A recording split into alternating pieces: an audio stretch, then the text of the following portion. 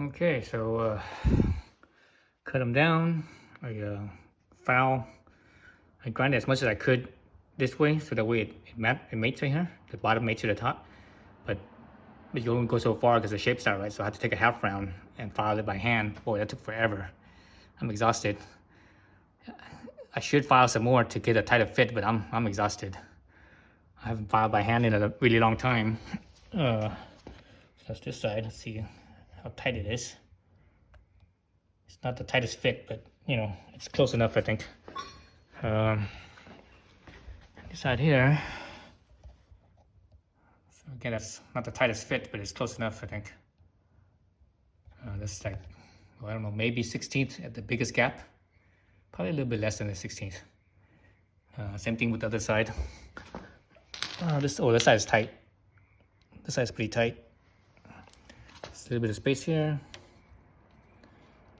A little bit of space on that side as well. Both sides of this one. Well, that's as close as I could get it. So like I said, I'm exhausted. Filing by hand. My hand actually hurts now. So now I just need to tack it and weld it, and then after that I'll paint it, and I should be done.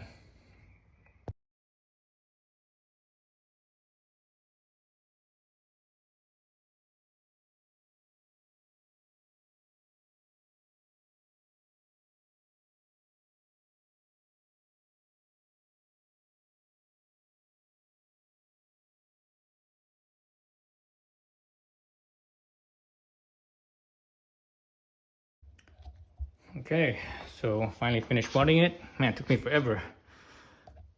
I have the last couple of years I've been using an auto darkening, so I haven't used my fixed lens in a couple of years. So that was the first time in a couple of years. It's a lot slower with a fixed lens. Also, the last year I've been using a cheetah lens, and at home I don't have a cheetah lens. I have it at my work, so I couldn't see nothing. I was like, oh my god, I'm getting old. So everything was kind of blurry. I tried to, when I got close to be able to see it, it was too blurry. But when I got far enough where I could focus, it was just so far away that everything was like so small. So let's see. So there's my, not great, but it is what it is. How about this side here? This side was kind of tough because the gap in the beginning right here, it was like a really big gap, and anytime you have a big gap, a tight fit up is always nice. Large fit up, it's kind of bad. Same with this right here at the beginning right here, it was a tight fit up. I mean a big fit up. Then over here was a little bit nicer. It was a tighter fit up. So that's how it goes. This side as well. This side was a little better. I think the fit up was a little bit better. It was still a little bit bigger on this side. Then as it got a little bit over to this side, it was a little bit tighter. So there's that. And this side as well. I guess I could have used a better. I guess I could have, I could have filed it a little better so that way it would be a tighter fit and it would have been a nicer bead. But it is what it is. My hand was hurting. I was, using a hand file to shape it, and I hadn't filed in a long time. Boy, my hand was getting sore, and well, not my hand, but my arm, and everything basically. Haven't used those muscles, and haven't done that type of work in a while. So anyways, so that's the weld. So now you need to basically clean up the paint around this area right here, wherever the paint is melted and burnt and stuff. I need to wire wheel all that. So once I finish wire wheel all that, it's cleaned up. I'll probably clean it up with alcohol. Then after that, I will paint it. But anyways, so those are the two separate pieces. I think everything's came out together pretty well. So that way I still have my two halves, and I have this half and that half. So again, I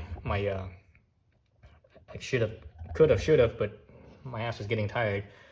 Done a better job filing, so everything would fit better. So right here, I can see that, oh man, the gap opened up here. I started out with a tight gap, but I guess it opened up right here. That's okay. So there's a little bit of a gap there, damn it. That's because my fitted wasn't right. My fitted was a little bit too loose. Again, I could have, would have, should have, I guess. Again, interesting. The other side, the clutch side, is a little bit closer. The cage is a little bit closer in, and this side, the cage is a little bit out. Actually, I think that when it came from the factory, it was like that as well. I think, you know, this piece of here, when it came from the factory, everything was kind of like more towards the throttle side, slightly more towards the throttle side by maybe, I'm gonna say maybe about a 1/4 inch more on the throttle side than it is that side. As you know, as much as a 1/4 inch.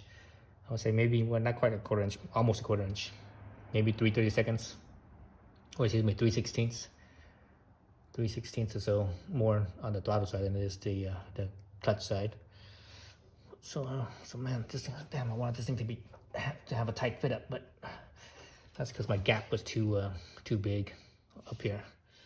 Up on the 2 spots, my gap was too big. So anyways, yeah, so I'm pretty much done. I'm done for today. I'm beat. Oh, I continue this tomorrow. So it's the weekend, so got plenty of time. So you see, again, I just need to take it off, clean up all the burnt up paint, here. Wire wheel all that, and then alcohol it, then paint it. I wonder if I have any. I know I have flat black stove paint. I'm not sure if I have any other paint. I think the only thing I have is flat black stove paint. That'll work fine. Black's black, who gives a shit. This one right here is gloss black, so it's shiny. But the Outback one is not gloss black. It's like a sort of a texture. It has a slight texture to it. I wouldn't say it's matte. It's more like maybe a satin texture with satin, almost matte, but not quite matte color. So yeah, so I'm gonna paint this. I guess the only paint I have is flat black stove paint, so high heat paint for stove and I guess headers and all that stuff. But so that's why I'm gonna paint that, and I'm pretty much done. Then I could put the plastics back and mount this back up. Okay, that's it for today. Thanks for watching. Okay, so here's the CRF300 Rally. So I got my crash bars all together now. I just painted it this morning. It's not completely, it's not tacky anymore, so it's dry enough. So you can see the both the Outback Motortech cage and the I think in my other videos I had mentioned that these were or the other clips I had mentioned these were Yamamoto's, but I don't think that's right.